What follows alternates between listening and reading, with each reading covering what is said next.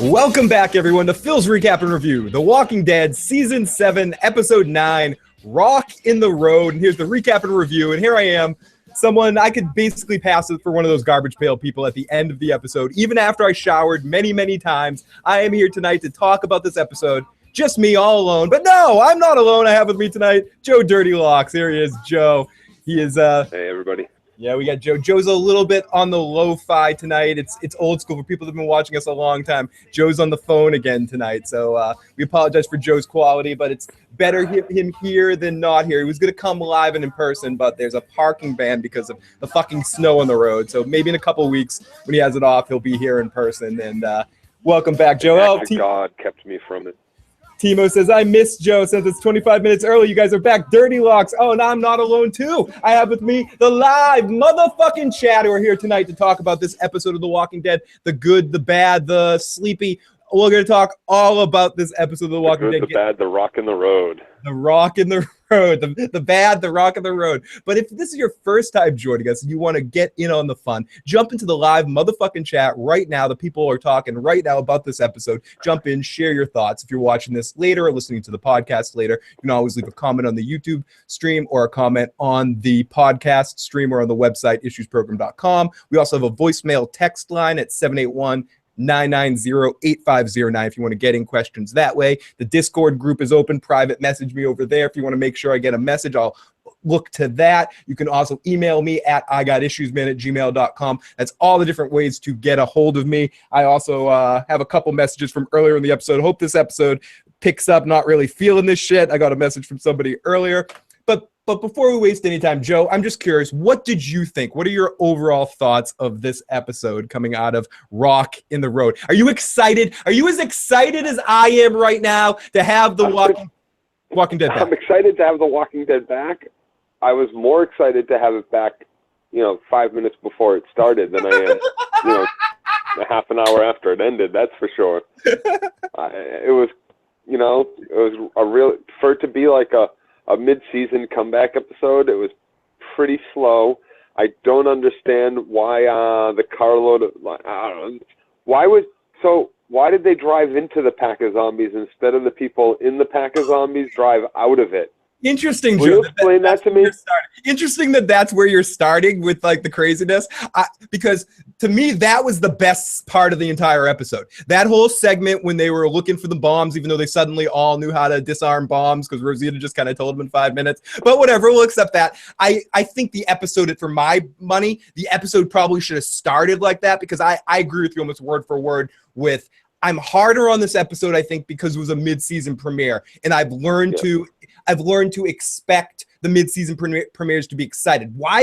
We talk about this a lot. Why did this episode have to be 45 minutes long so they could fit in one more commercial break? I think there was a lot of good in this episode. I didn't hate this episode. There were some parts that dragged, but this did not, to me, feel like a mid-season premiere kind of episodes, the way they hype those episodes. The big scene, I like the clothesline scene, even though it made absolutely zero sense, Joe. I can't explain that to you in any way that rationally makes sense. It was a pretty boring episode as far as I was concerned. Just wasn't feeling much of it.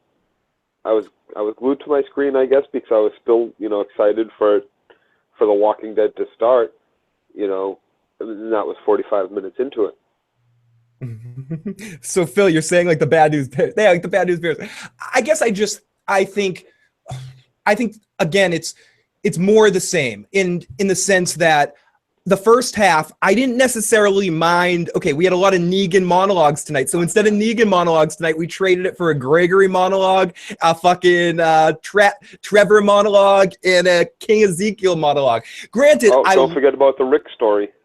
And how many cliches can we pack into one episode? I started to list them. It was dreams can come true. We're only darkest before the dawn. Heroes aren't born, they're made. Like every other line in the script was a I'm good enough, an aphorism sort of cliche kind of line.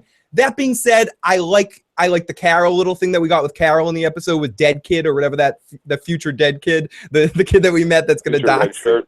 Yeah, future red shirt, fucking Deddy McDeadaholic. And I kind of Ben, thank you. And I kind of like the interplay between Ezekiel and Rick's group, just for the sheer morbid, sadistic humor of it all, of seeing how stupid that is mixed with Rick and how Rick's dealing with it. But he dealt with it with cliche after cliche. But I like some of the humor reflecting off that. I didn't mind. How do you hold a conversation with that fucking putz? Like, are you serious? Like, with either of those putzes, with Gregory or fucking King Ezekiel, like, don't interrupt his magic. Excuse me? What the fuck? We're gonna come back here. Hold on a second. I'm gonna go in my car. I'm gonna come back here. I'm gonna shoot all you motherfuckers. Straight up. What the fuck? Joe, if you want to continue on this podcast, you'll have to refer to me as King Phil. Do not interrupt King Phil. Margaret should have walked over and smacked the Margaret out of fucking Gregory's mouth for sure. That's for sure. We went over this. Maggie, motherfucker. Boom. Say my name, bitch. Put your mouth on the curb. Put your mouth on the curb now. Put your mouth on the curb now. Put them all right there. It just curb stop Gregory. That fucking bitch. Let's jump in the live motherfucking chat. King J. To the back of the fucking head. King says, what? Joe is excited for a Walking Dead episode? Oh, he needs to explode like this. Otherwise, he starts exploding in other forms in life. Some parts that dragged, a lot of it dragged. This episode was like running into an ex-girlfriend who was a bitch after 6 months. His dirty issues. Joe is underground somewhere. No, I thought it was 11 out of 10. Oh, BBM, great to see you, buddy. Rosita Grody Timo says, Rosita, grouchy, bitchy, cunty, ass, pouty face was just too much for me all episode. I didn't mind this episode as much as others, says Lab. What? Joe is excited. Sam says, I would take a Negan monologue 10 times over Ezekiel or a Rick one. Ram says, what gets me is all those walkers that Rick didn't get one scratch. At one point, I have to wonder, why don't they have protective gear? All this shit. Yeah, if we just stopped with the scratching thing, I think we've been over this before in a different podcast, Joe. Have we just accepted that scratching doesn't count anymore? Yeah, scratching doesn't count. Scratching doesn't count. Big deal. You get scratched. That happened back in. They can't count anymore. Yeah, that was back in the old regime of the show when they cared about stuff like that. Scratching doesn't count anymore. I think it's just bites. I think it's always been just bites with this breed of zombie. No, I think the infection. I think I'd have to rewatch season 1, but I have a memory in my mind where they said that the infection from the scratch can cause you to turn as well, or cause you to die, which will cause you to turn. I don't know. I could be making that up though. Love the stash. Yeah, a bug just crawled under my nose and I squashed it before the podcast. So thank you. They filmed, it's already done. They can't go back and change it. The best part of the Walking Dead being back is you guys being back. Phil going formal. Yeah, I cleaned up for the episode because I thought it was going to be great. You know, and I have to admit though, I was certain aspects of The Walking Dead. I was excited. I was really pumped for tonight. I thought they were going to kind of hit the ground running and really push kind of an action heavy episode. And I did think we were going to get what we got with them talking to Gregory, them stopping by Ezekiel. Yep. But I thought those were going to be kind of pit stops along the way. I almost expected something similar to last season with the whole dam situation, where they just kind of interplay, doing some big action piece of them moving along the road to go to stop to each location and kind of speed that up into a single 15-minute monologue, not 40 minutes of an hour episode being gathering the gang together, and then the other 15 being the clothesline situation, which I like that scene, as ridiculous as it was, and then the garbage pail kids at the end. I didn't expect the big stall from Ezekiel. I would have rather seen him jump right on board. Yeah. It's bullshit that they don't come in here. Okay, great. They don't come in there now until they take 3 or 4 of your people, your scouts, hostage and start executing them outside your fucking gates. And they do that every couple of months until you start letting them in.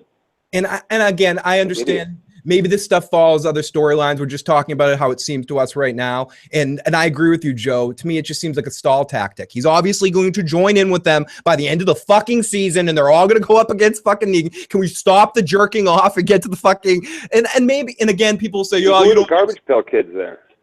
who were the Garbage Pail Kids? They were the numbers that they're going to need to turn on it. And we already know where they're going to get the guns to, even though it wasn't mentioned in this episode. It was mentioned and I forgot. Oceanside with Tara and her whole Wonder Woman crew. They're going to supply the guns that are going to be able to balance it all out. And then it's all going to come together and it's all going to be a big fight. And from the tone of this episode and the pacing of this episode, we might not get any fighting, any battles, any big combat interactions until next season. This whole beginning part might end up being the fluffing, and we might never get to come at the end of the season.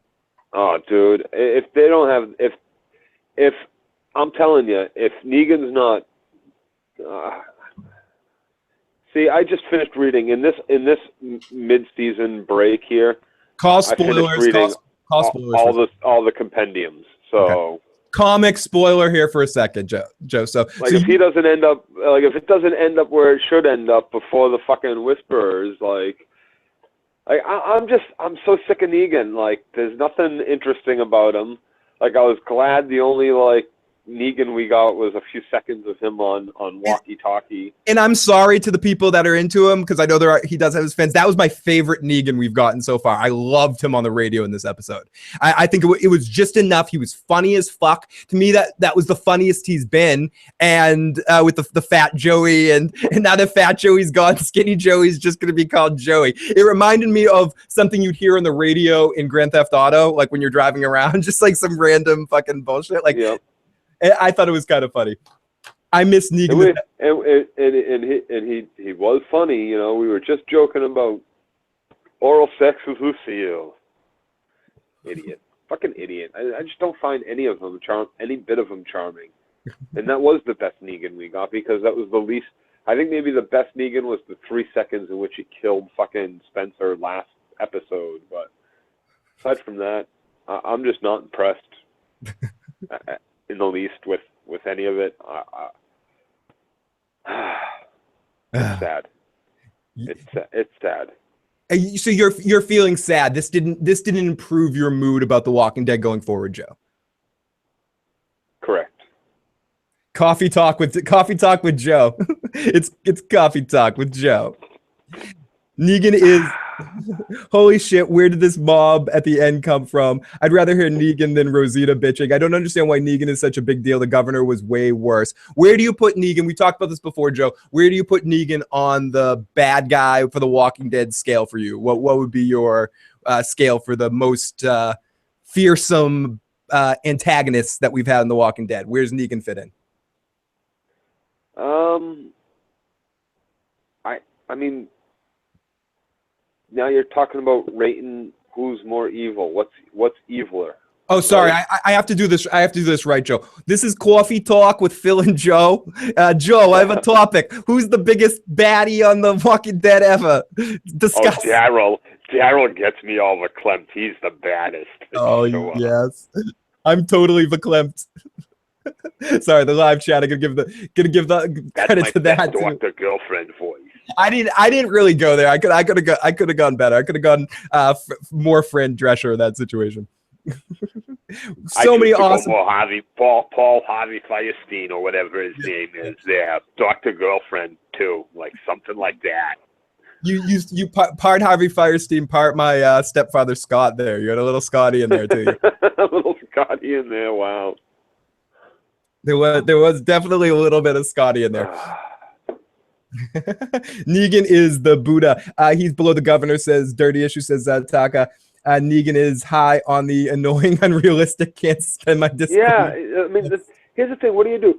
Like, who's more evil, the governor or Negan? Well, Negan basically, I mean, through coercion and awful shit, makes women choose to be his wives, where he whores them out and beats people and burns their faces and murders them.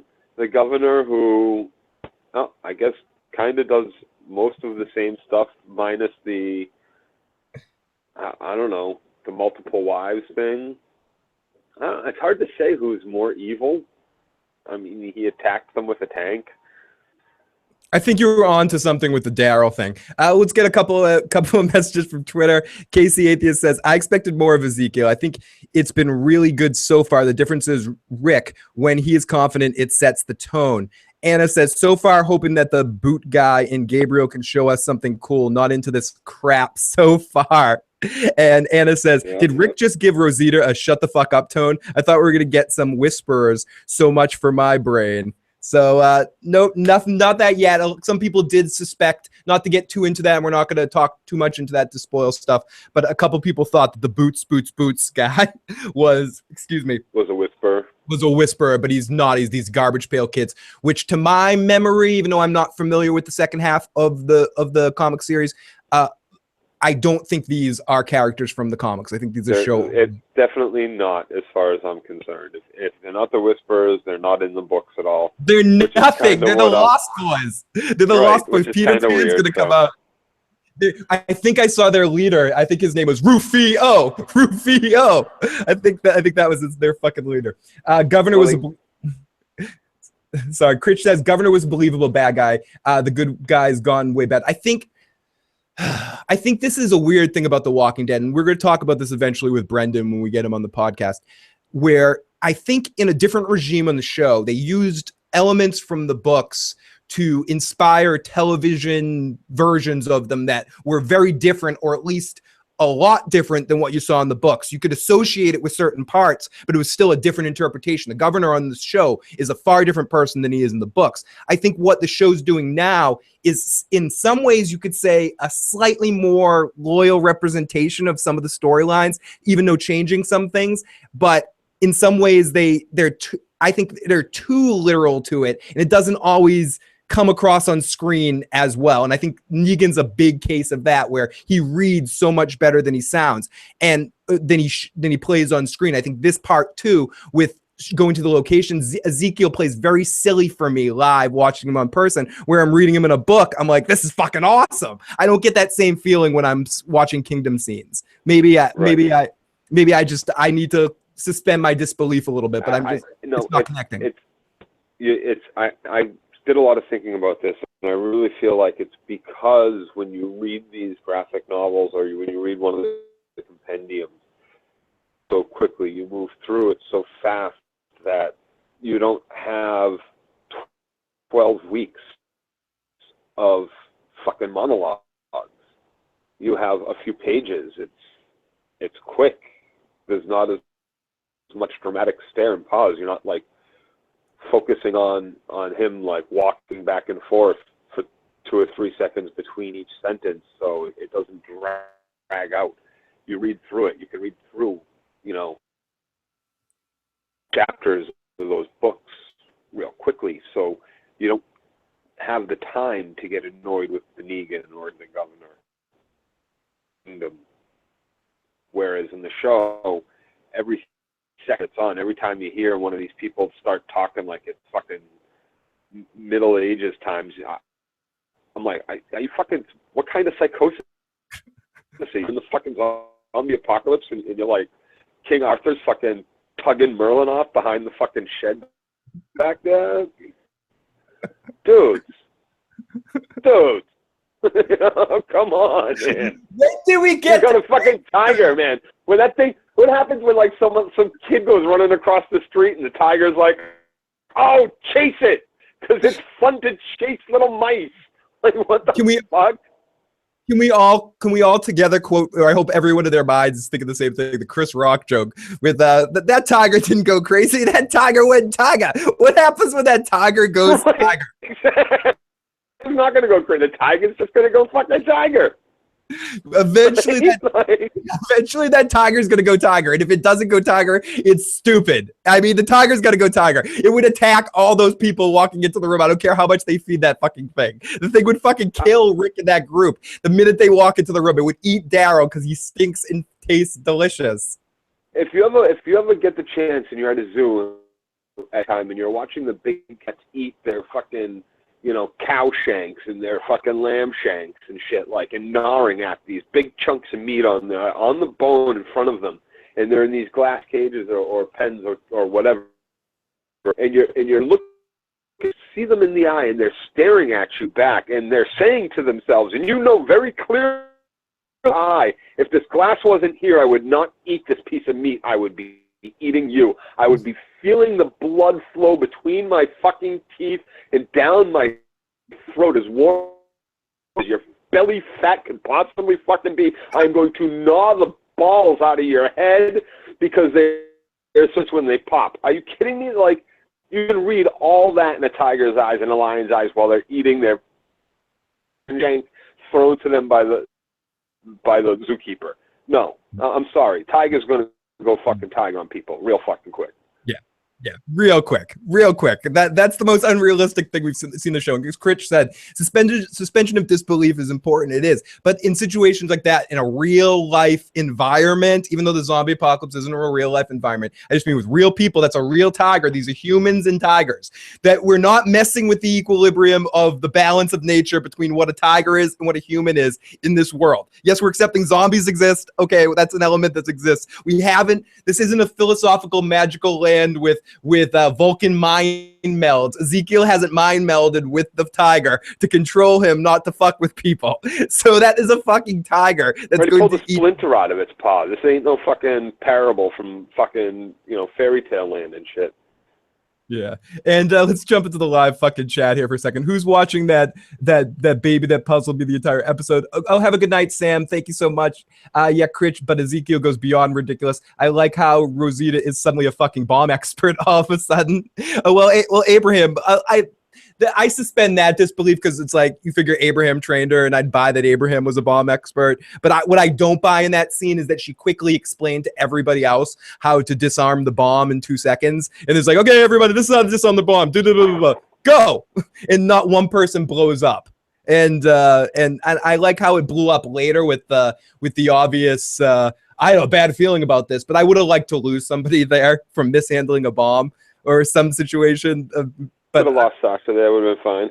Yeah, yes. She has another show coming up. She has a Star Trek show she's going to be on soon. So her time's limited. She's going to be on Star Trek. Her time is gonna come. Yes, it's tick tick tick. Joe is a tiger warg. Yeah, Joe just warged in the tiger. He knows. I could believe in the king as a quirk if it wasn't mentally bitching about Negan. Yeah. Like that clothesline scene, that was pretty fat, wasn't it? That was really fun, as improbable as some of the elements of it, and we'll get to that in the recap. But I visually really like that scene. I thought that was neat. Sure, made absolutely no fucking sense whatsoever, but sure, it looked neat. It looked awesome. It was fun. It was to me, I don't mind if The Walking Dead is that kind of ridiculous. That kind of ridiculous is fun for me in a show like this. I like that. It doesn't bother me. There's a way to get that in the show.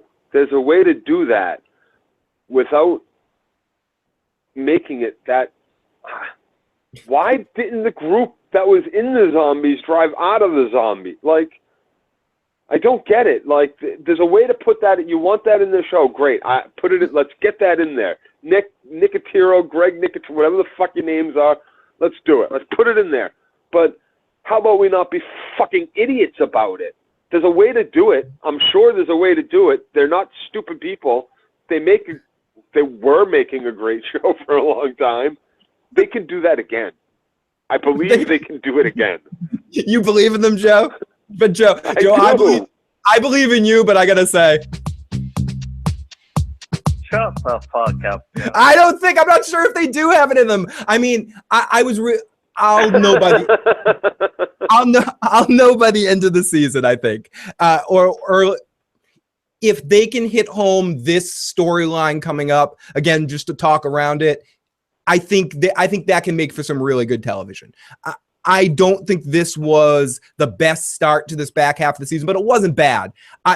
I'm being a little extra hard on it just because I had a lot of hype. It's the mid-season premiere. It's the mid-season premiere, but it was a decent episode of The Walking Dead. Nothing special, nothing overtly bad about it compared to some of the episodes in the first half of the season that I had a real problem with. This was a good start, but it should have been a little bit more of a bigger thing coming into it. just to kind of grab everyone by the balls and be like, okay, you worried about this is The Walking Dead. Rick Grimes is back in control. Watch him start to fuck shit up and start the process of fucking shit up. And I guess that's what it was supposed to do, but it was a little bit too monologue heavy. Why the fuck did it need to be 12 minutes extra? That's like unnecessary to me. That was all commercial, dude. It's all lazy commercial. Editing. Edit the shit down. You could edit down some of these fucking monologues. What the fuck? I mean, what the fuck? It's again like Sons of Anarchy. I bitched about that too at the end. You just had to put in another fucking montage at the end with Katie Seagal singing. Like, shut the fuck up. Make the episode an hour. We didn't need that Greg scene. We already have. We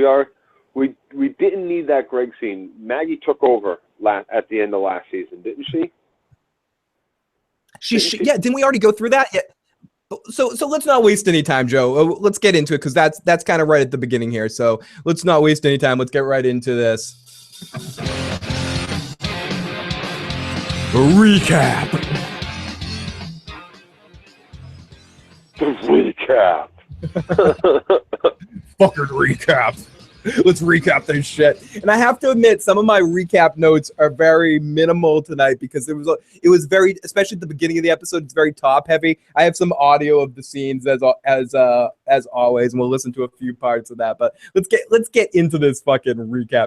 And first of all, before we start this section, let's get into the live chat. Hey, Anthony, great to see you. Great to see Claudio, T-Baby, Lav, Tim, Timo, all of our good friends in the live motherfucking chat tonight. And to anyone that's checking this out later, please make sure you share your comments in the comment section and talk about what you thought about the episode. If you think we're wrong, tell us why the fuck we're wrong. We really like to hear that and hear different perspectives and shit like that. You can always leave voicemails 24 hours a day, 7 days a week at 781-990-8509, and we go on probably about 30 minutes or so right after the episode airs on the East Coast time if you can happen to join us live. So definitely come and check it out and jump in the live chat with some of the best people in the world talking about the episode right after it fucking happens. CJ. Oh yeah.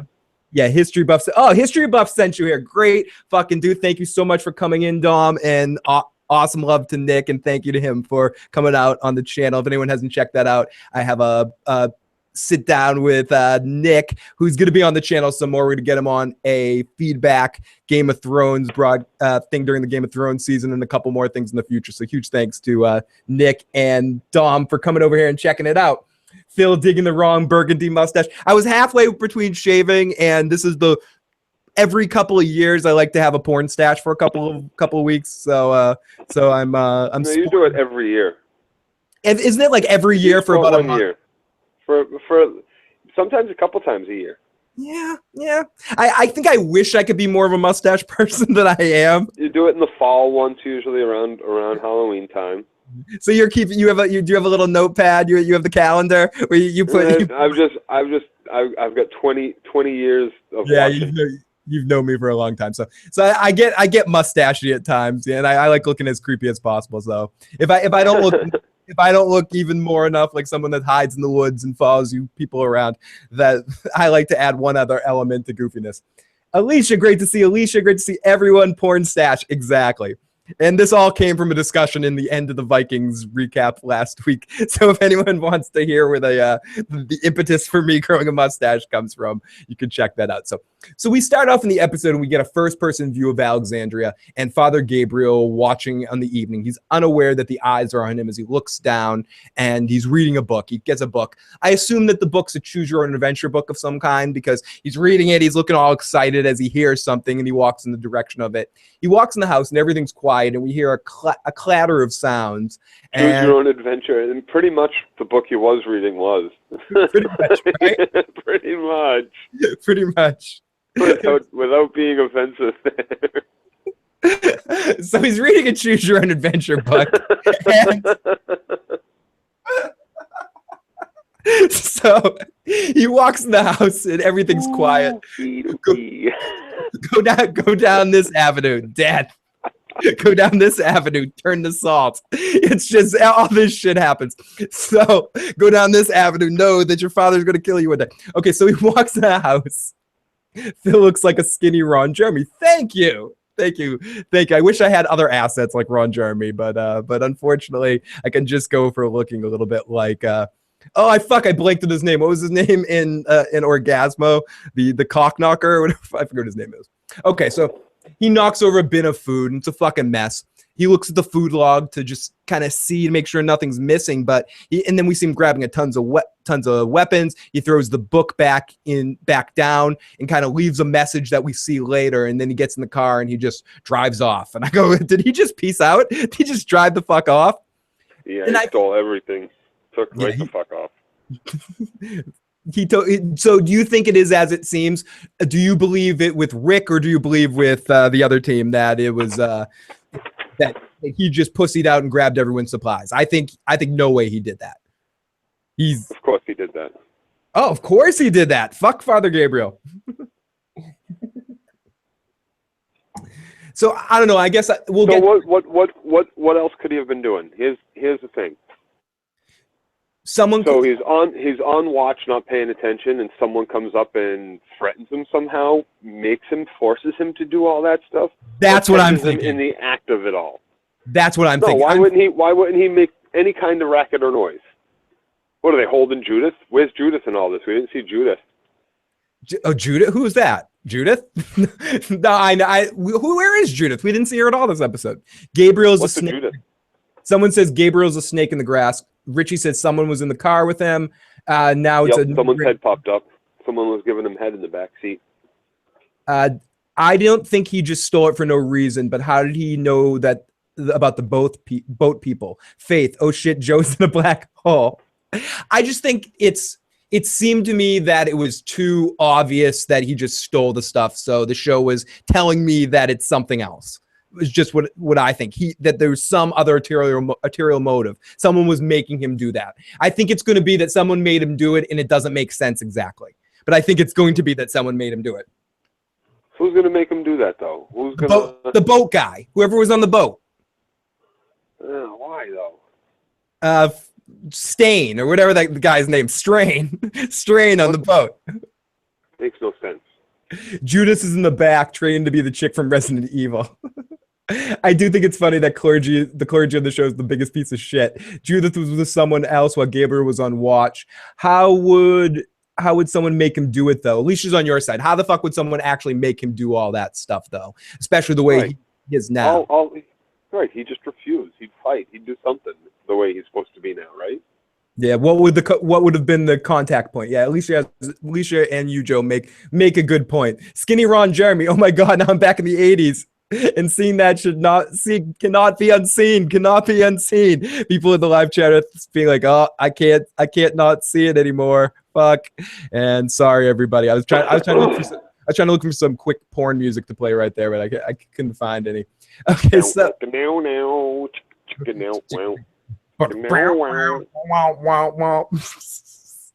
Okay, so then we come back in and Greg's being a dick to our crew. And let's listen to a few seconds of Greg being a dick.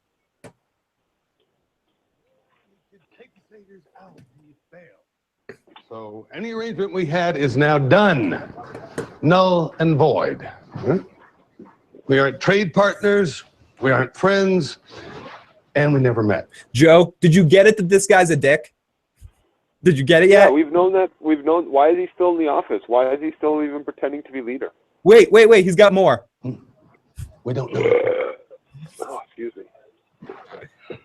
And as people in the live chat say, Greg swears he's still in charge, man. What the fuck? Greg is always a dick. This show is still on. Walking Dead sucks. It's like, ain't no one gonna listen to his dumb ass. Yeah, and that's what I'm saying. And I mean, I'm glad that we at least saw that scene at the end of this scene when there's a group from there that are supporting Maggie, but it should be a lot more of them at this point, right? Who is still supporting this fucking guy? I mean, right.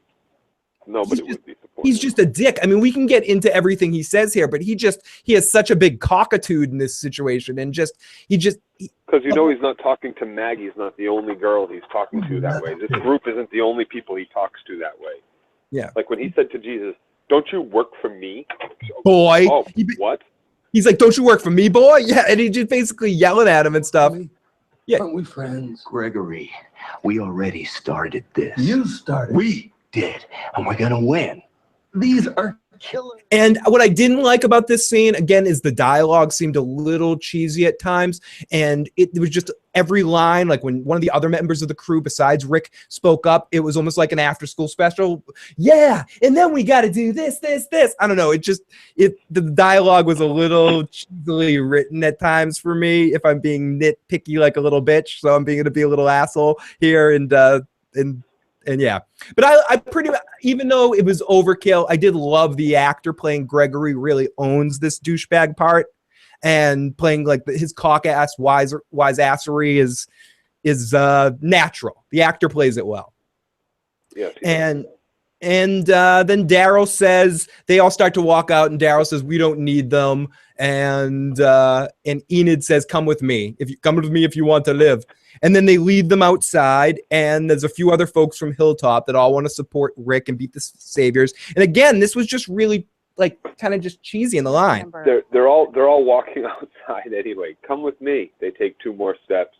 Here.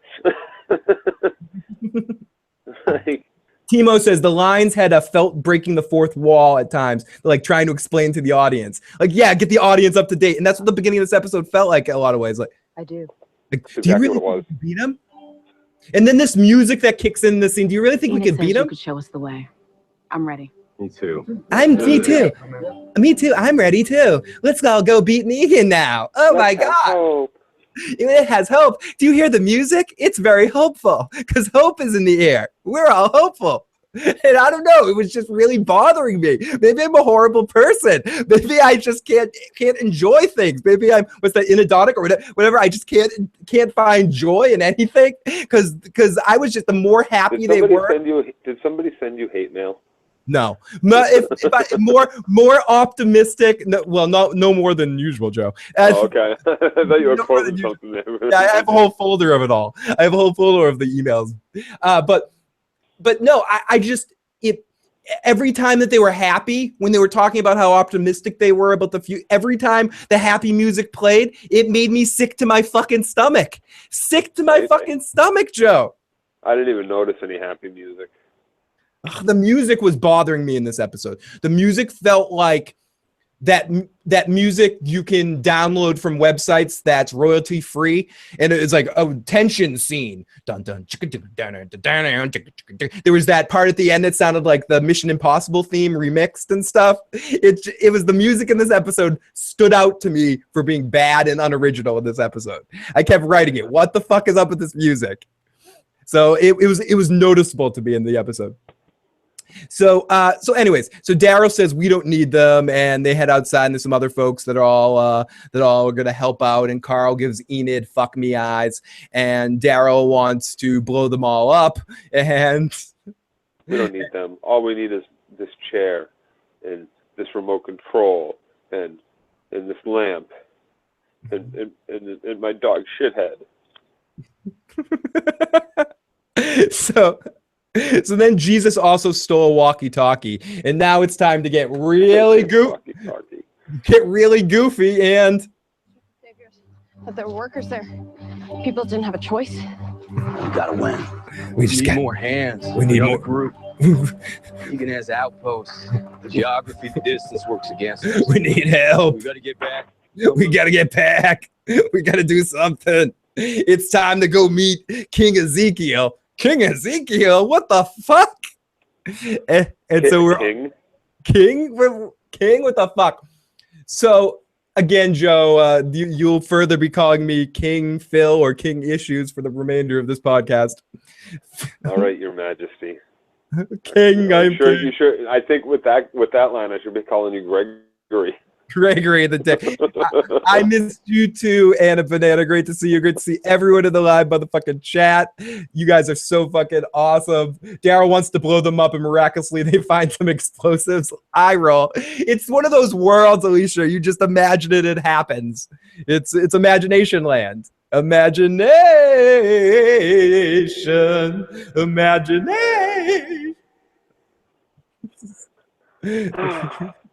Oh my goodness. All hail King Jeremy. Okay, so now back in, we see some greens. We see one walker as the truck pulls up, and they arrive at the kingdom, and we get this whole situation. Here we are. Called the Kingdom? It's called the Kingdom. Yeah. I didn't name it. So we're here. Well, we're always here.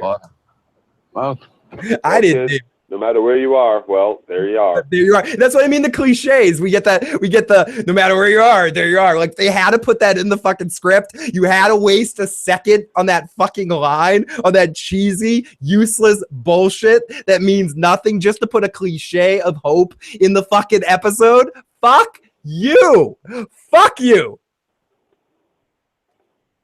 Anyways, we continue. we were already here. I mean, we're always here. But here we are. We're always here.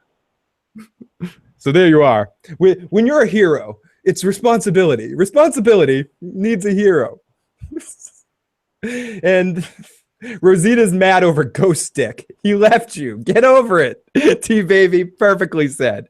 She's mad over Ghost Stick. Because we fuck the same guy, I have to be friends with you. No, you have to be friends with me because we're fucking in a team together. And if we don't protect each other and talk and communicate, we're going to die. So, and I'm Rosita's having a bad week, though. Come on.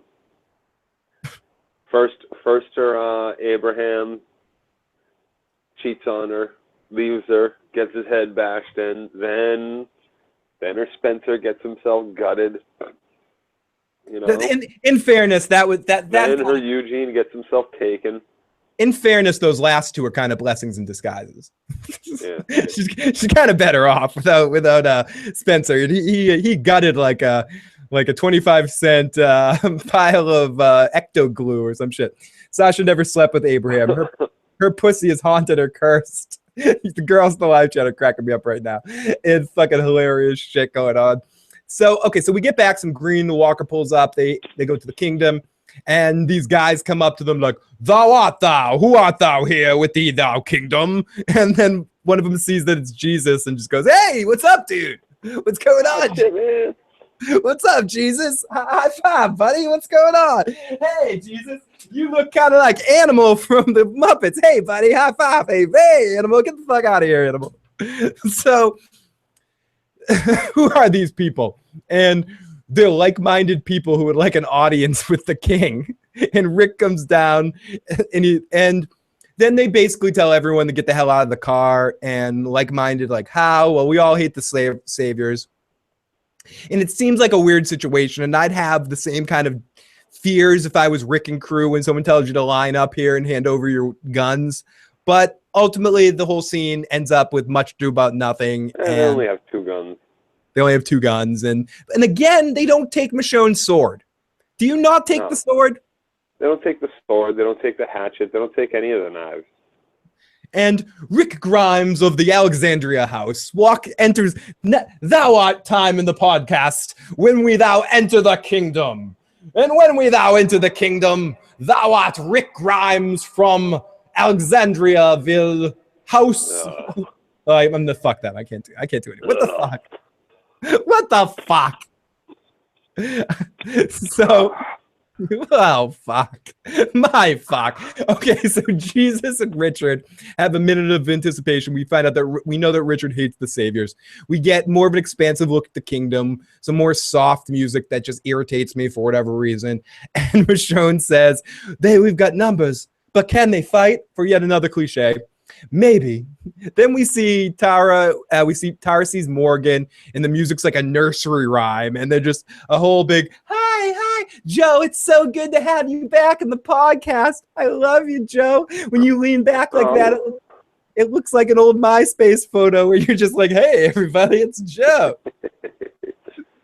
I'm all lounging. I'm up since 5 a.m. Gross. Oh shit, dude. Well, thank you for joining us back for this. We couldn't do the Walking Dead premiere without you one way or another, Joe. I was gonna either make you call. Yeah, we couldn't miss this for the world. I love you, Joe. As hard as I am on it, Broke, I enjoyed this episode too. I'll say this. I was not always excited by it, but it didn't cause me to turn away from the screen and go, "What the fuck's going on?" And that's an improvement over the first half of the season. So Joe, who's gonna really stretch out, make sure to put his hand on his pants, like Al Bundy. Get the Al Bundy going. This is casting couch. So casting couch cuties. Here we go. So Joe, have you ever done any modeling before? Just my Calvin Kleins. What your crow doesn't know, your crow dropped you off here, and so what I need you to do is stand up and get down on your hands and knees and suck my cock. Joe casting. I'll get the job, right? I'll get the job. Of course. See this $100 bill I have right here? I'll give you this $100 bill right here. $100 bill. Porn stash comes in handy in this scene. Casting couch from Uncle Phil's Connor. So anyway, so trustworthy with the stash. Of course. Come and sit on Uncle Phil's lap, Joe. Come on. I'm the ghostess with the mostest. Yeah. Joe, pull the George Costanza pose. So, sorry, I don't know the George Costanza pose. You were close to it before. It's like out here with the whole body. Okay, so Tyra sees Morgan. The music's like a nursery rhyme. How do you know Morgan? Well, we go back from the very start of the series, like the very start of the first episode. We met each other. It's amazing. So they asked Morgan about Carol, and he says she was here, but she's not there. And I did, yeah. Where is she? She okay? She was here and then she left. She wasn't too happy with me following her. She wanted to get away from us, from everyone. But when I found her, she was shot. It's just the grades. I got her back here. They got doctors. They're good. Again, it's the music kind of. When a lot of people are saying the beginning part of the episode was boring, I think a lot of it had to do with the music. I think the music makes it boring. If you have either just a little faster pace in that scene and the music behind it, it doesn't drag as much as it does. But some of the music that they add to those scenes with Morgan talking there, for instance, just drags down the dialogue even more. At least it did for me. It just noticeably slows the fuck everything down. So with closed captions on, Gabriel says, just checking in the kitchen to somebody that, oh, really? Good one, Do. They will all team up with Rick. I really hope they don't spend the rest of the season showing us this bullshit. Just get to the fight. Just get to the fight already.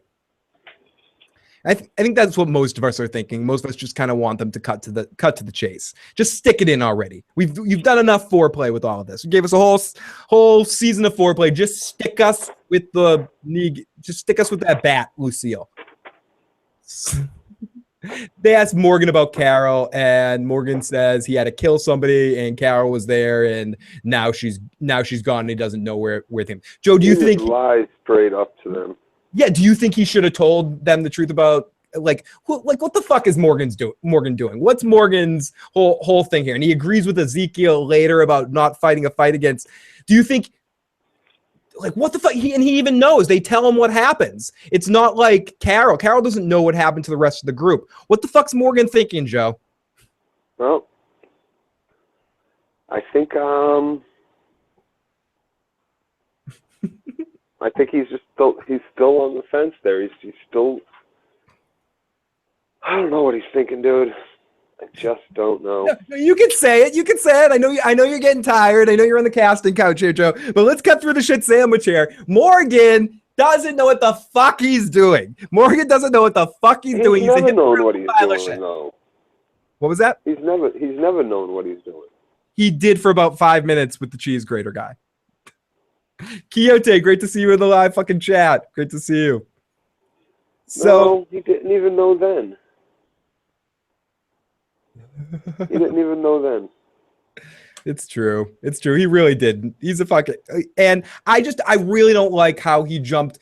He took Ezekiel's side in that situation not to go to war against Negan. He should take their word, knowing what Negan did to their people. It just seems ridiculous to me that he wouldn't get on board to fight the fight now. It just seems like a lot of unnecessary stalling. It just pisses me off, dude.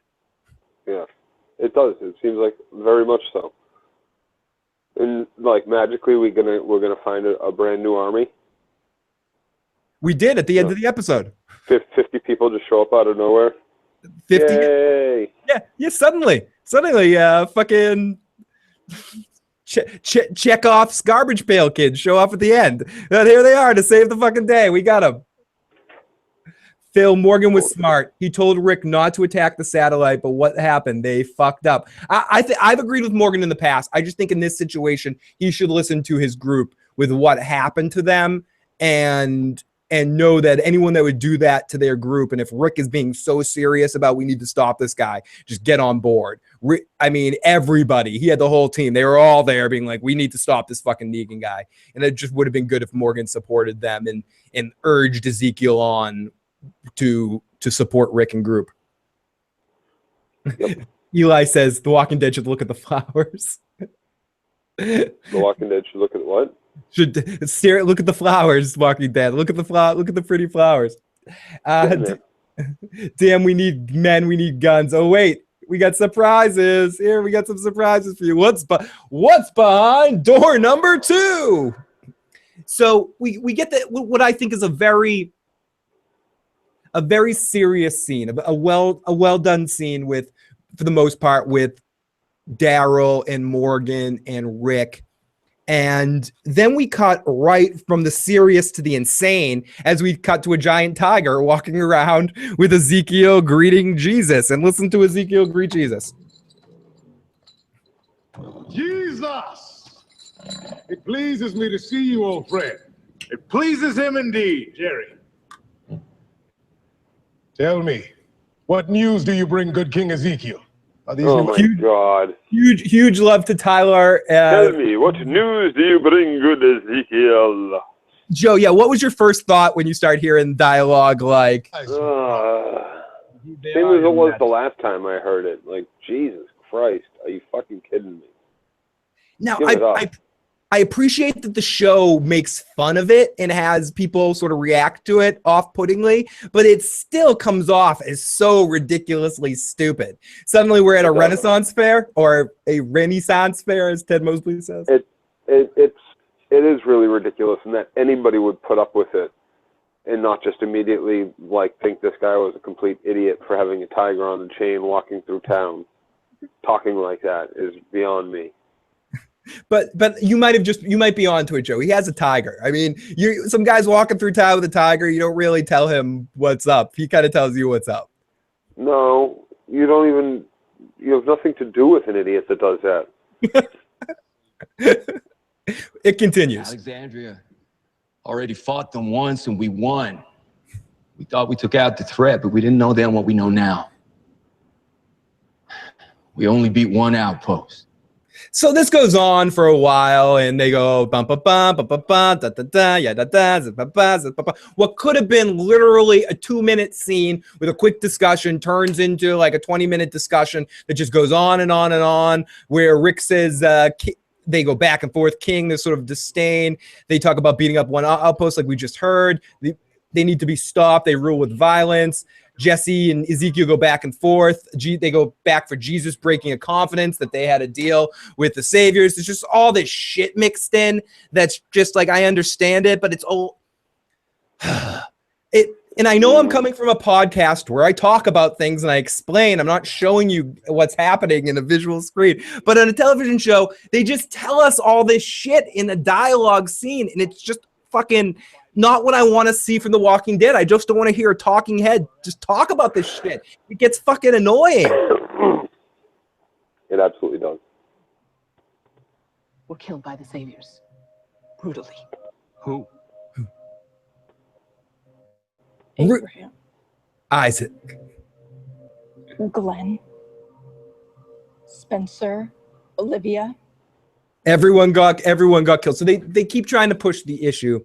And they tell Morgan what happened to the people, and Rosita is like, "Are you happy, asshole?" No, I'm sad that they're gone. They all tell their story about how Negan sucks, and they give their best aphorism, and over and over again this episode, constantly. That's all we hear about.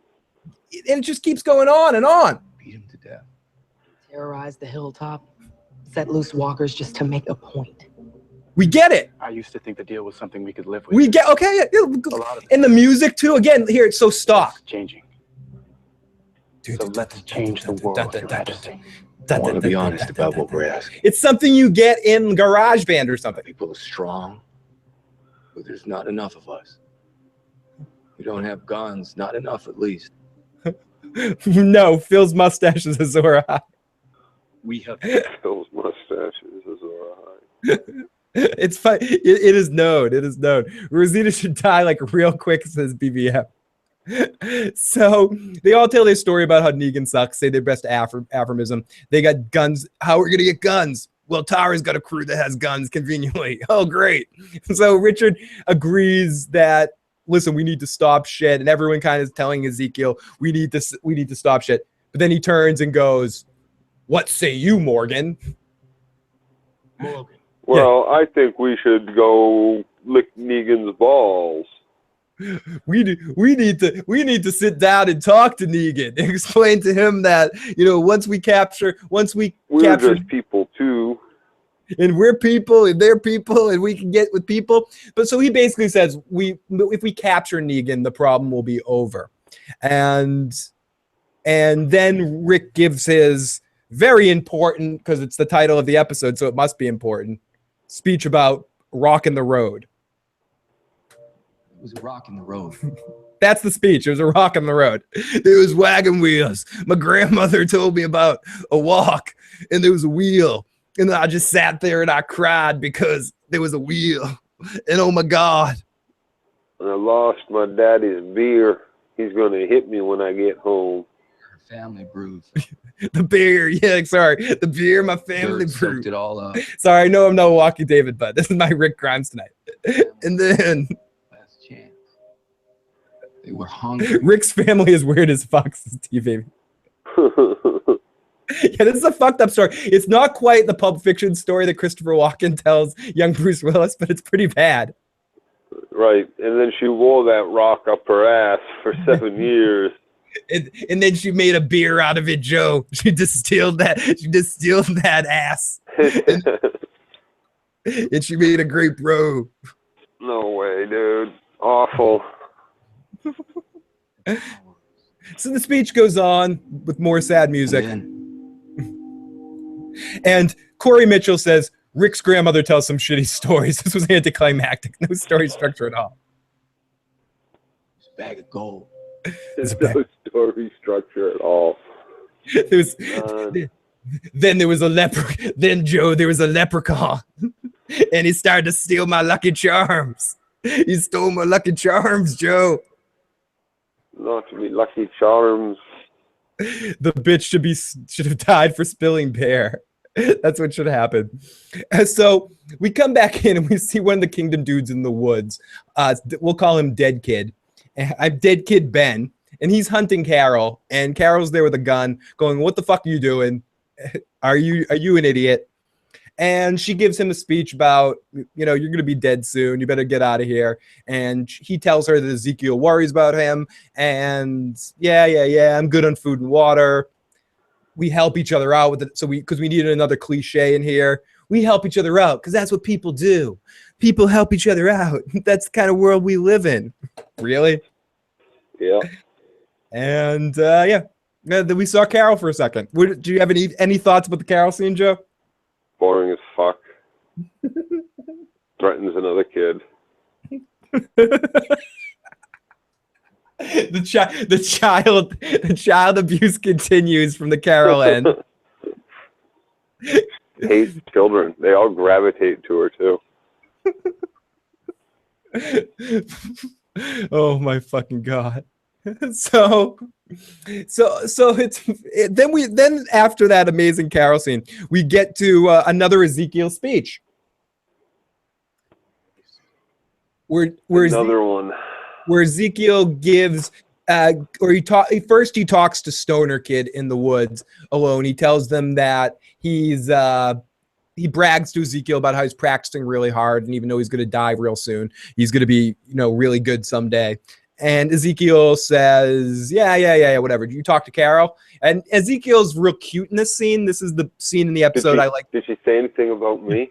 Yeah. Did she mention me, dude? Joe, did you give her my note? Would she what box did she check? Does she like me? Do you know if Carol likes me? I feel like every time we cut to Joe, he's in a different position. Oh yeah. I don't know what you're talking about. Ignore the man behind the iron mask there. So then we go to, we see that Rick says, okay, then we go to the council. The king is pure. We get a music montage of people in the kingdom with bows and arrows jogging around like an army. And then Ezekiel gives another speech where he says, "Hark, evil vampires, thou shalt never take the soul of the one true." That again was from Corey. Got to give Corey Mitchell credit on that one. He gives us another speech. What's your speech? Give it. And I wanted more of this. I wanted more of what? Armless, limbless kids? less legs and arms in his town. I wanted more of this, crippled kids shooting bows. Yes, Chris. Joe has Joe's hit the wall. Joe's definitely hit the wall. But give him a break. He's been up since 5 a.m, joining us here through fucking the telephone here. We're jumping in Joe's house. We can get a brief look at the Joe's future setup here in the in coming months. But not even in the nice room. Not the Yetta. And if Dara was a vampire, he would be repelled by holding a bar of soap. Uncle Chester porn mustache. Yeah, here I am. Hey kids. Here I am. In all its creepy glory. Oh, it's creepy glory. Hello, William. So it came at a cost, but we're sympathetic. So he says that he will. You guys all have to. I cannot help you. I cannot fight this fight with you. Blah blah blah blah blah blah. But you can keep Daryl here because the saviors aren't allowed beyond these walls. So. And Daryl's pissed. Everyone's pissed, and they all start walking away. Maggie and Rosita can't be friends because they had sex with the same dead guy, apparently. Excuse me. And then Richard wants to go, and they kind of have a scene with Rick where he talks back and forth about, should I fight? How many people do you actually have? Rick says, not enough yet. So they're all going to go, and Rick says, no, except for you, Daryl. The smartest play is for you to stay here. And Daryl and Rick are separated again. It's really emotional as the doors close, as Daryl and Rick say goodbye. Oh, excuse me. It really choked me up emotionally in that moment. And then we said, Corey Mitchell said at this point, thus far in the episode, they've stayed true to the story by having a lot of walking and a lot of dead silences. Yeah. So coming into the second half of the episode, we hear the action starts to pick up, and we get, for me, one of the best parts of the episode. And yes, in fact, surprising me, it's Negan. So let's listen to Negan in this scene. Oh, poor Fat Joe. Sealed the other day. Things will not be the same now that he's dead. Without Fat Joey, Skinny Joey is just Joey. So it's a goddamn tragedy. So let's have a moment of silence. Do you know what makes me think? Because I think I like that scene so much, or like that speech by Negan so much. I think it has to do with the body mannerism, the movements that he brings to the Negan character, the way he walks and the looks he gives, I think send me off more about it. Just hearing his voice and hear him do a kind of funny monologue like that, I think I bought that and I enjoy that. So I don't know. I don't know what that means, but I have to say I was actually happy to hear Negan's voice in this episode. I thought it added a little bit more snap and pop to it. It was snappy. So who gave a fuck about Fat Joey though, says Timo. The Walking Dead must be doing something right. They're that we're talking about. Oh, people in the live chat talking about the Grammys right now. Who the hell was Skinny Joey anyway? His speech was so. Alicia's like, meh. Alicia and Joe are on the same page with this episode. And Dirty says, yeah, the episode was bad. So Negan's voice is talking shit about Fat Joey, and we hear him joking about oral sex, lots of fun stuff. The Negan show.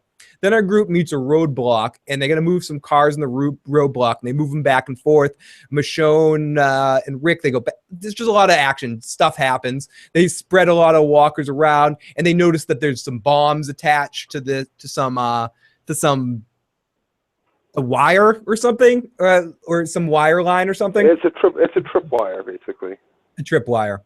And Tara backs up. Good team effort. We get more voices on the radio. Negan saying that they're going to start searching for Daryl. So then they break off to take out the bombs after Rosita tells them all how to disarm bombs in 2 seconds. And then we get Mission Impossible remix music as Rosita, as they all go and they try to disarm all the bombs and take the dynamite on. A lot of shit goes on as they gather explosives, trying to set the road, clear the road. At the same time, we start seeing a horde of zombies start to walk through, heading towards the situation, and things just start to amp up. The tension starts to amp up here. It seems like a good setup, which eventually leads to, I wasn't even sure what was going on in the moment, but it all leads up to Rick and Michonne setting up a giant clothesline and going and taking out hundreds of walkers by clotheslining them. Joe, you talked a little bit about this earlier. This was your favorite scene in the episode, right? I didn't understand why they did it. Why didn't they drove into the zombies to jump into the car that was surrounded by zombies to have everybody in that car drive out of the zombies? Why didn't they just drive out and pick up Rick and Michonne? Do you know why? Because in the script, they thought it would look cool. They thought it would look cool. They could have figured out a better way to do that, though.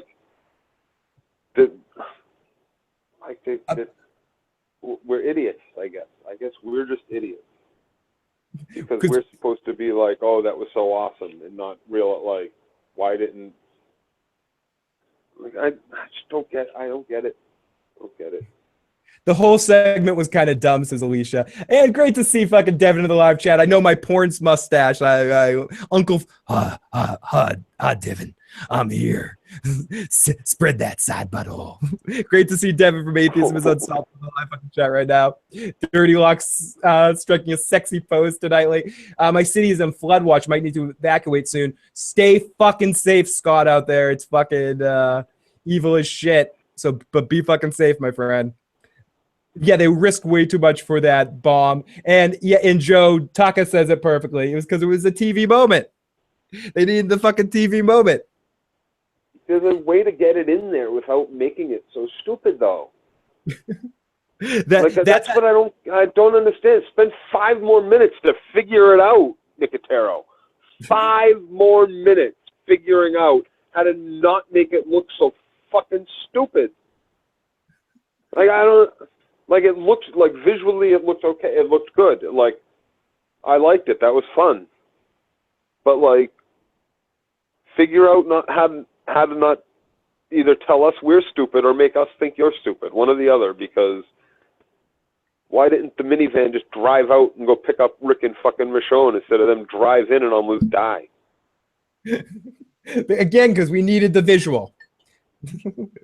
In there, spend 5 minutes and figure it out. It's pretty sad. It's sad. They've given up. They don't give a shit. They don't give a shit. They're trying to kill the show.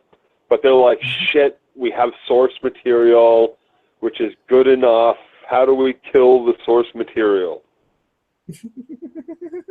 If they really want to kill the show, just kill Daryl, I guess, because people in the live chat want to waterboard you. Sandman says all you do is bitch, Joe, and it's going. I said it.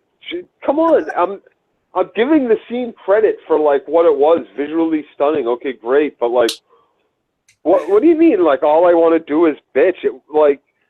Have some fucking self-respect, people. Fucking bitch when you see something that's stupid. Don't just be like, okay, it's a TV moment and I'm stupid America. Yeah. Come on. Fucking demand better from these fuckfaces who make millions off of making you sit there and waste your life in front of fucking commercial after commercial for 2 extra minutes of actual showtime. Here's an extra 20 minutes of fucking commercials. Buy our fucking products and eat this garbage fucking scene that could have been that much better if we spent 5 fucking minutes, 5 more goddamn minutes figuring out how to make it work. Fuck. Oh, I gotta give lots of love in the live chat to fucking I'm sorry, Joe. Great to have you back in the live. Joe, great to have you back in the live streams, and I have to give Sandman lots of love for sparking that last Joe rant. I wasn't sure we were gonna get one more before the end of the night. we got one, so thank you, Sandman, for sparking that. So you could do better, assholes. As mellow Joe rants are the best. Bill, you look like Weird Al Yankovic. I do look like Weird Al. I've told this story millions of times. I met him once, and I said, "Dad." And I love Weird Al, especially with the mustache, though. Yeah, I definitely go do a total Weird Al thing right now. Claudio, chill Joe rant, a new kind of Joe rant by Menon. So and then Rick gets scratched by a bunch of zombies, but it doesn't really affect him because he's Rick Grimes, bitch. And they get in the car and they drive off. And then they hear a big explosion as Sasha bookends her line. Because I forgot to mention there was one piece of dynamite. I knew it didn't look good. I knew it didn't look good. And someone just mentioned mentioned Lost in the live chat. I think it might have been Tucka, but it reminded me a little bit of that scene in Lost where someone gets blown up from dynamite.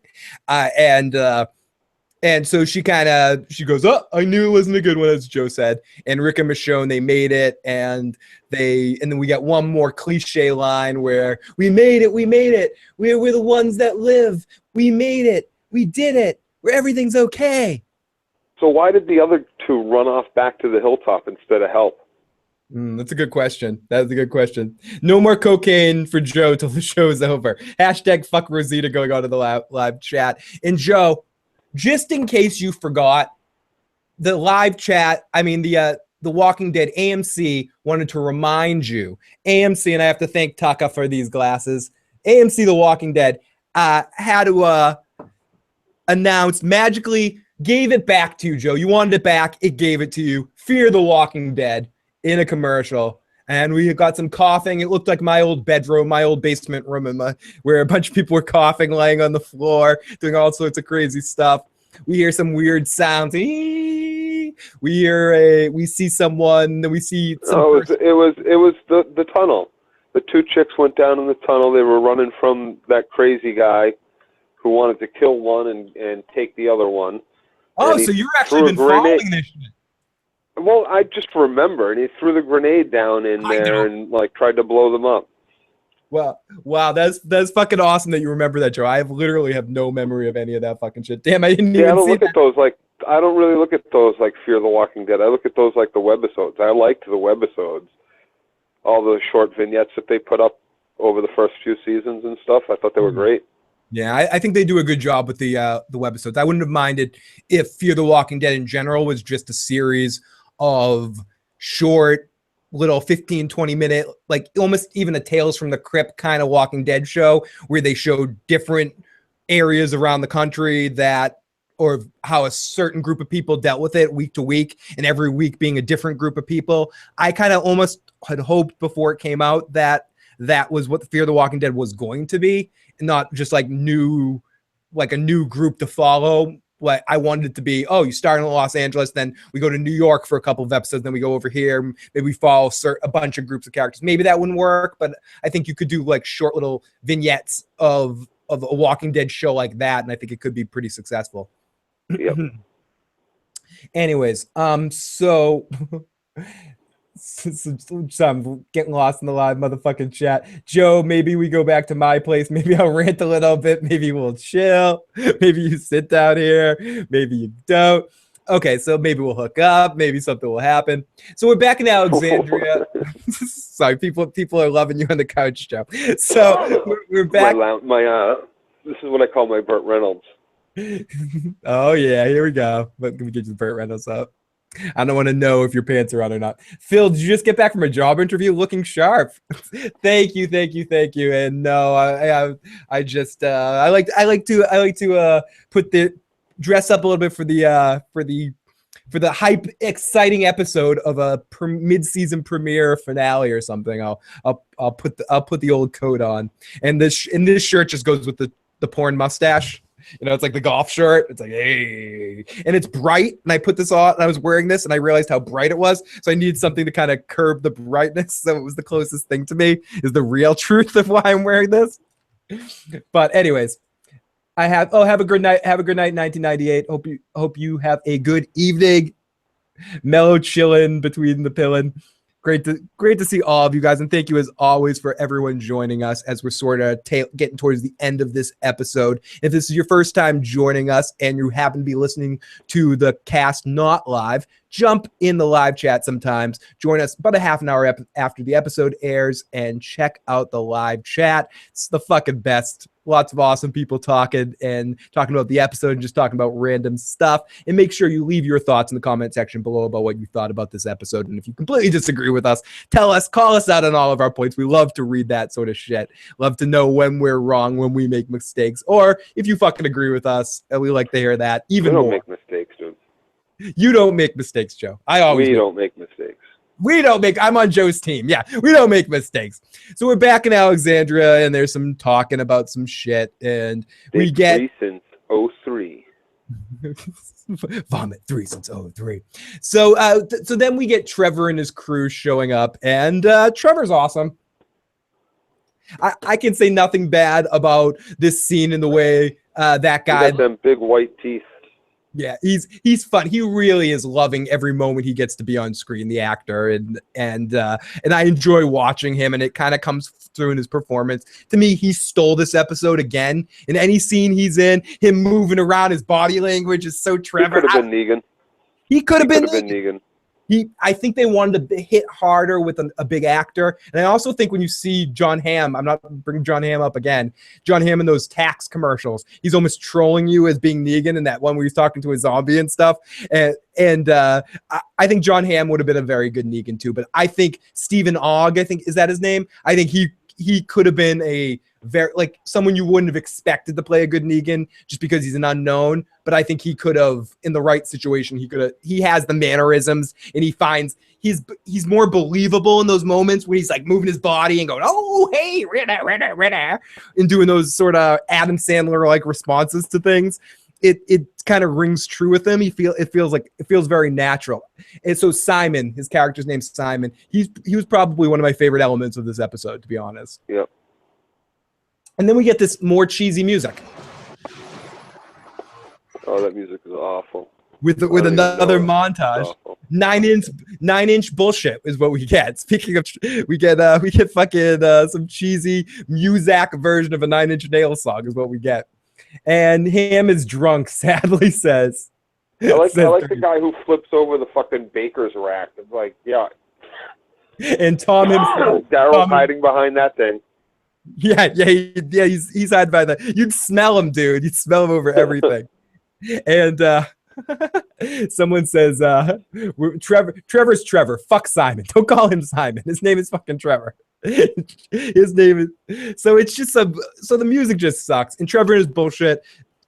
They just kind of walk around. They go, yeah, your son showed up and some shit happened and your son survived. So I think Daryl probably around. And right. And then we get this scene with him making fun of him because of his shelves being bare. Barbecue or something, not invite us? Yeah. Seriously. We had a barbecue. Yeah. Hope you're not trying to hide stuff from us, because that generally doesn't go over very well. Taka, please do. I think the phone line might not be on for a call, but 781-990-8509. Definitely leave a voicemail if you have a rant so we can play it at the end of the episode. If anyone has anything they want to get in the show, 781-990-8509. I'll try to have it up. I will try to have a phone line set up next week. I've had it for a while, but it's really temperamental. So I'm going to go back to the old system, the Blog Talk system soon too. So if anyone wants to leave a leave a message for the end of the show. We're sort of starting to get towards the end here, so definitely leave a voicemail at 781-990-8509. Love to hear Taka's rant here. So Trevor he's like following Rick around and Rick. My apologies for leaving the place a bit of a mess, but we got a litany of other shit to attend to. Duty. I just love, he just finds so much joy, in every single scene he does a line. So fucking love him, as Joe has to take some Tums. This podcast is brought to you by Tums. When you have that burning sensation when you eat, and when you try to do a podcast and rant about your least favorite show, always take a Tums. It helps even Joe in his rants. No, this shit got my agita kicking. My agita up. Joe forgot what this podcast does to him. So hits the sandwich, check. So yeah, Trevor keeps talking a little bit of shit. Simon keeps talking some shit to him. And then we get a scene where we get a little, the Rick Grimes private eye section where we're reminded that Rick's a cop and he does some cop work while Rosita bitches about how she never trusted Father Gabriel and he's a fucking son of a bitch and fuck that guy and blah. What the fuck happened to me? He sucks. Take over for him in the morning. Well, you suck too, Rosita. So, and then it continues with, he's a piece of shit. Saw Olivia and Spencer die. He took all of our shit. Fuck him. Did he take Joe looks like a heroin dealer that got high on his own supply right now. Found his phone, I believe he held on to it. Damn, the phone message is so long. That's okay, Taka. We'll rip your message apart in the best possible way. Hell yeah. Oh, you mean calling a phone is too long. Okay, let me try to do this, Taka. Give me 1 second, and I'll set it up for you to call in. Let me see if this works. I'm gonna try to. Here, if you call right now, 781-990-8509, it should ring. We'll get Taka in on the for his quick rant here. So has Joe quick? Oh, you already left it. Okay, sorry. We'll play it at the end of the episode then. We'll play your fucking message at the end of the episode. That's it? Finally leaving me? Cool. Thank you, brother. So we can't believe they took the shit. Rick doesn't believe that it's quite that simple. Then we get a scene with Aaron and his boyfriend. I forget what his boyfriend's name is, where it's just to say that Aaron's going to be killed. And there you go. Oh, here we go. Let's get Taka in on the call. Taka, what's going on? Yep. What is your rant about this episode? Okay, I already left a message for the wonderful show, but outside of the whole because TV show and okay, great plot holes, you're trying to wrap it up. Nothing bugs me more is when an action show like The Walking Dead does the slow motion, slow music montage of everyone shaking their heads in approval, like a big dramatic pause. That could be easily summed up in maybe 15 to 30 seconds. But for them to drag it on for about a minute, and it's just like, and it's just like, yes. And it just cuts to every different person going, like they're nodding, or they're just shaking their head, or it's just all slow motion. It's like, do something other than, it's almost like that exaggerated pause when somebody high fives in an old like 80s style TV show. That's just, is this really, really happening? Did you guys really do this again for this episode? Yes, they did.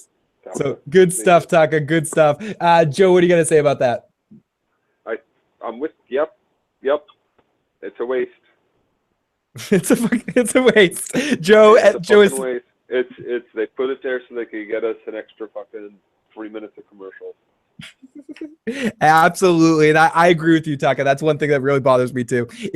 Unless it's done for comedic purposes, I think it's done exceptionally well in the very beginning of Deadpool with the slow motion with him, and when I'm in slow motion, just kind of looking when it's played for. It's such a trope now. It's such a cliche in television and movies that it needs to be played with for comedic fashion. When they try to do it seriously, I agree. It's kind of fucking cheesy. So Tim, enjoy the episode, buddy. Great to see you. And the rage in Joe is frightening, says Critch. So then we get a scene, like we said, with Aaron and his boyfriend, who's basically like Adrian in Rocky 2. Aaron, stop being the hero. Aaron, why do you have to fight Apollo again? Your eyes hurt. You can't beat him, Aaron. You can't beat him. Oh, no. No, it looks like Joe was one of the heads in the governor's aquarium, says Chalkboy. I love the comments about your appearance and where you look like you're from, Joe, tonight. It's one of the highlights of the show. So, and Timo says, totally agree with Tucker. I fucking hate that shit. And Joe, let the darkness consume you. Phil, do an expand. Darkness has consumed me. We'll ask Joe about that at the end. Joe, have you ever watched The Expanse? No, I've been thinking about it, though. Cool. We'll talk about that at the end. People in the live chat are telling us to watch The Expanse. So maybe we will give that show a try. So then we go after that when we get the crew going back to where they see a giant tree, and they sort of head in and they start checking the place and the giant tree. I mean, someone said this in the chat too, but I was thinking the same thing. The tree looks like a giant cock, and they kind of focus on the giant fucking frightening Dick Theater cock that's sticking up in the middle of the scene at the end.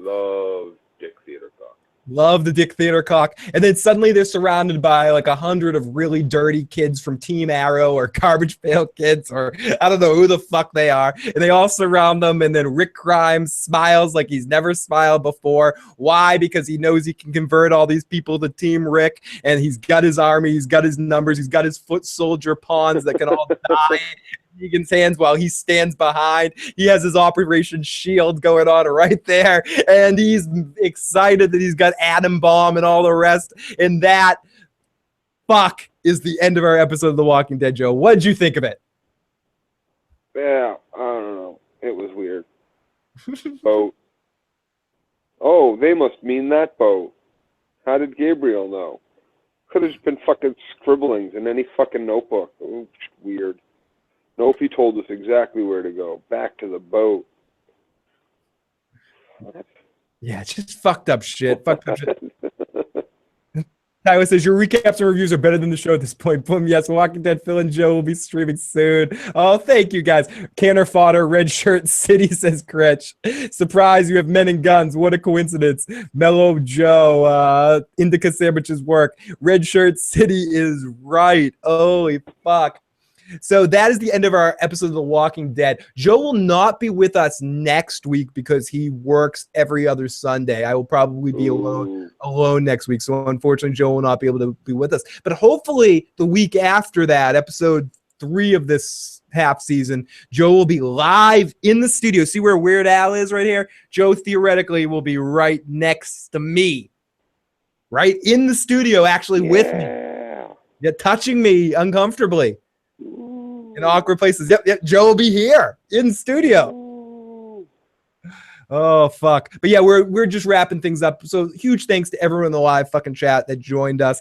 And so let's clear a couple of Fido comments in the live chat before we get. It's the year of the cock. I'll watch the episode again, watch the end. You'll see the Elephant Man, right? Like, where the fuck did these fucking assholes come from? These dirty fucking bastards. Red Shirt City, a weekend with Mellow Joe and Pervy Phil. Phil, if you're absolutely. And Phil, Joe, draw me like one of your French girls. You wanted me to draw you like Jack in Titanic? Oh, hey, like one of my French girls. What? Oh yes. I don't have any French girls. I got Scottish Irish girls. Joe, we need to do a close up on you and just do you eating. Like those videos with that just show people eating. Oh no, I don't think people can see that. Oh no, let's go. Oh, fuck, that's too much. That's what I do with Lucille. Oh fuck. Oh no, little that shop. Joe going after Lucille. Little shop for horrors, little shop. Oh fuck. Holy Katie's fuck. Disgusted. Yeah, Katie disgusted over there. Katie flying away. Joe should pose nude. Maybe later on when we do that we do that long telethon type. Joe has posed nude. You mean again? I'm in one of Spencer Tunick's like 1,100 people naked photos. Yeah, don't ask Joe for those pictures. So everybody, thank you so much for joining us. It's gonna be a fun half season of The Walking Dead. Joe will be back in a week, in 2 weeks to talk about that episode of The Walking Dead. I'll be back next week to talk about the episode. I'll probably try to be back one other day this week if possible as well to do something.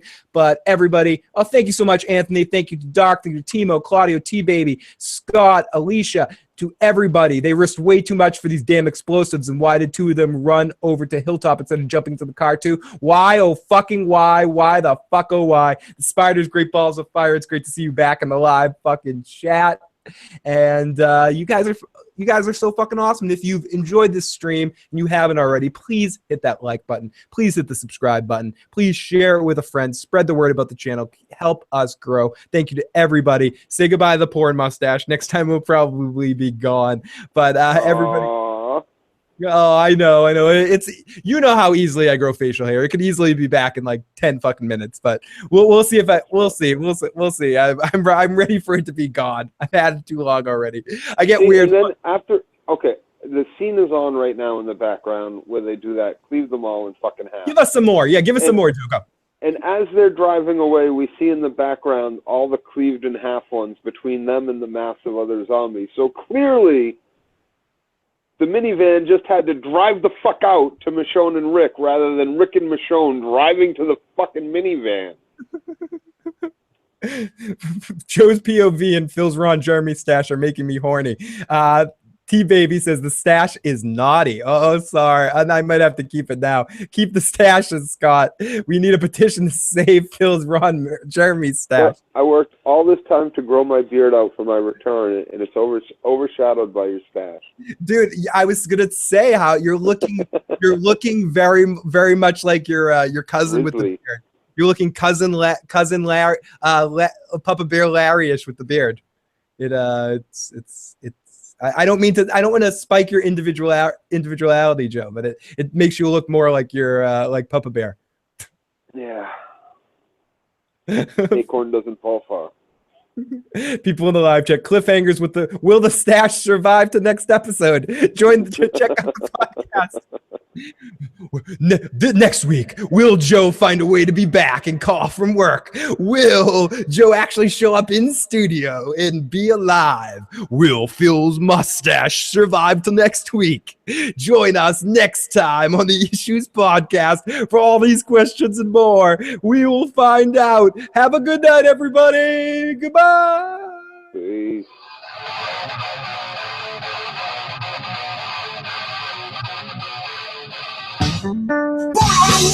Sense right, forward motions are open, all the posts are lost in a tour. Whistling words, negative words, I guess I expect the brain curve. Time to see my ears move a lot. Sleep in here, real talk. Never forget that I'm watching you. We're not ready, I guess in volume. Out of stomach, in a column, just don't coax me into anything without proper motive. I tend to dare and think it through. A person with a past safe to last. Nothing is a dope in this world will be broken. It's good that you don't do that out. Talent drop out, words are brought out. Word of a boy I pass out. A lot of tempo, you gotta be brave. So you remove it, it won't be safe. Don't stop, I'll flip my head. Don't stop, I ain't no sleep. The only thing that I will survive that is age. Don't stop. I want to send a special thank you out to Dakota sending me this amazing David Gilmour. It's like a hologram sort of poster thing.